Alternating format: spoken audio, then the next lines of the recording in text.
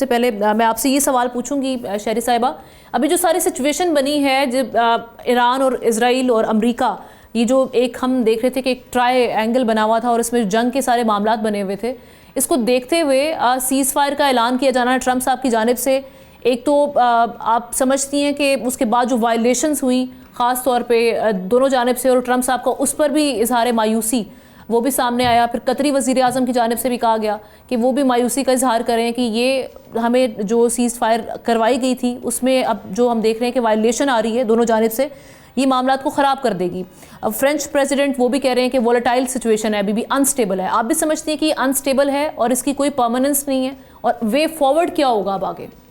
دیکھیے روز اس پورے معاملے میں ایک نیا موڑ آپ دیکھ رہے ہیں، کہانی میں ایک نیا موڑ دیکھ رہے ہیں، لیکن یہ ہمارے لیے کہانی نہیں ہے، یہ ہمارے لیے ایک بہت تلخ حقیقت ہے۔ پاکستان کا بارڈر جڑا ہوا ہے ایران سے، اور آلریڈی ہمیں تو زمین پہ خبریں آ رہی ہیں لوگوں کی تکالیف، اور کسی کی شادی رک گئی، ان کا کوئی رشتہ دار، خاص طور سے بلوچستان والے، ان کے رشتہ دار بارڈر سے کراس ہیں۔ اب وہاں سے تیل کی آمد و رفت ہوتی تھی ریگولر لیول پہ، بہت ساری وہاں سے آمد و رفت ہو رہی تھی، تو لوگوں کو تکالیف شروع ہو گئی ہیں، اور ظاہر ہے خطرہ ایک لوکل لیول پہ بھی ہوتا ہے اور اسٹریٹجک لیول پہ بھی ہوتا ہے۔ تو جب یہ سیز فائر اناؤنس ہوا تو صبح تو بہت لوگ خیر مقدم کر رہے تھے، میں نے تو کہا کہ محتاط رہنا چاہیے، کیونکہ اسرائیل کا بہت پرانا ریکارڈ ہے جی سیز فائر توڑنے کا۔ فلسطین میں انہوں نے کوئی 900 سے زیادہ دفعہ سیز فائر توڑا ہے، اور آئی تھنک یہ لبنان میں آلریڈی جو ریسنٹ ہے ادھر بھی 50 سے زیادہ دفعہ 52 ٹائمز ریکارڈڈ ہے سیز فائر، شاید اور بھی ہوں مجھے نہیں پتا، لیکن ان کے بیچ کے معاملات جو ہیں سنگین ہی ہیں، کشیدہ بھی ہیں، اور دیکھیں جو بھی آپ کہیں اس میں ڈونلڈ ٹرمپ نے ان کو پبلکلی ریبیوک کیا ہے، تو یہ ایسا پہلے کبھی نہیں ہوا ہے، ایٹ لیسٹ ان کی حکومت میں نے تو نہیں دیکھا ہے، شاید مجھے یاد نہیں لیکن میں نے تو نہیں دیکھا ہے۔ تو جو اس طرح کہہ رہے ہیں اس کا مطلب وہ جینیونلی اریٹیٹڈ ہے، یہ کوئی چال نہیں لگتی مجھے، اور ظاہر ہے کیونکہ وہ بیچ میں ثالث بنے، انہوں نے اپنا سیاسی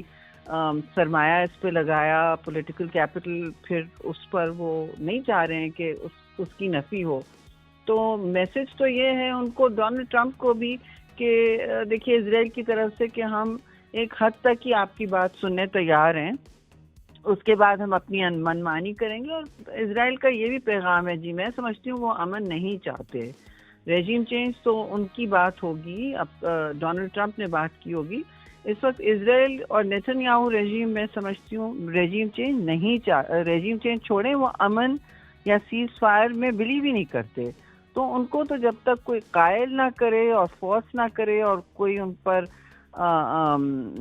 کوئی اثر ہو تو پھر بات ہو، لیکن they don't believe in cease fire. وہ تو دیکھیں انہوں نے پورے خطے کو مشتعل کر دیا ہے، کون سا ملک ہے جو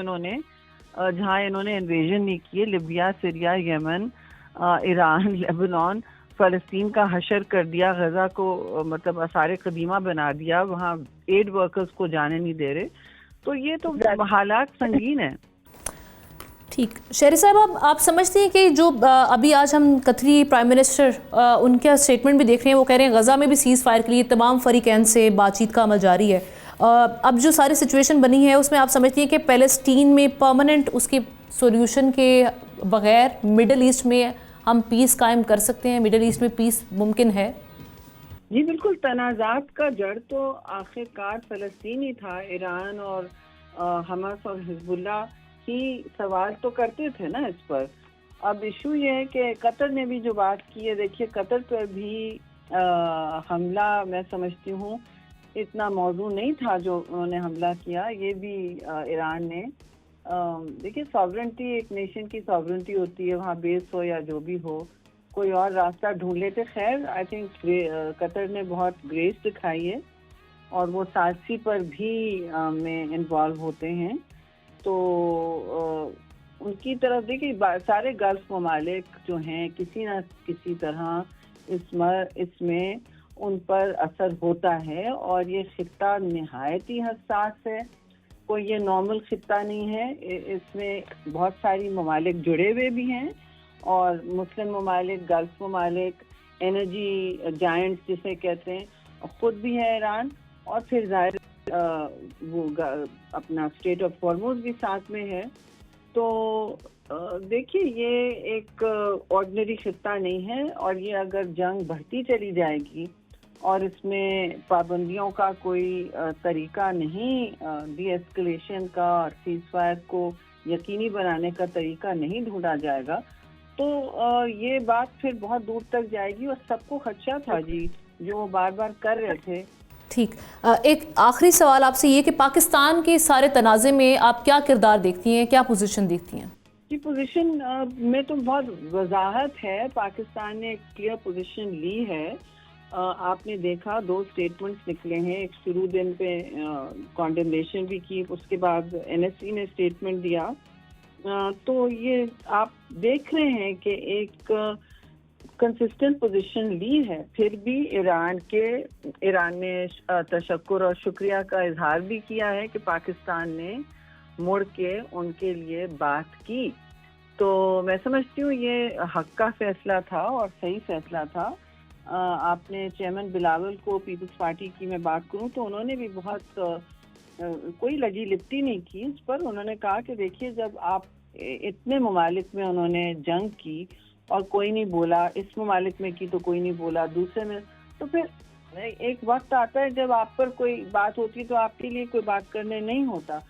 بہتر کبھی ہو بھی نہ، مطلب آپ نے پھر بھی ایک اخلاقی اور اسٹریٹجک پوزیشن لی ہے. آپ کے لیے یہ جنگ بہت مضر ہے پاکستان کے لیے، تو بہتر ہی ہے کہ اس کی جنگ بندی میں جو بھی کردار ادا کر سکیں، چاہے یونائٹڈ نیشنز میں ہو جو وہ کر رہے ہیں، وہاں پہ بھی انہوں نے کافی ایکشن لیا ہے. اپنی جو اس وقت پوزیشن ہے سیکورٹی کاؤنسل میں اسے یوز کیا ہے جی افیکٹولی. تو پاکستان نے اس وقت کوئی کمی نہیں دکھائی اور زیادہ اوور بھی نہیں ہوئے. میں سمجھتی ہوں ابھی تک ڈپلومیٹک وزن صحیح جگہ پہ رکھا ہے. سبسکرائب کریں اور بیل دبائیں تاکہ کوئی خبر رہ نہ جائے.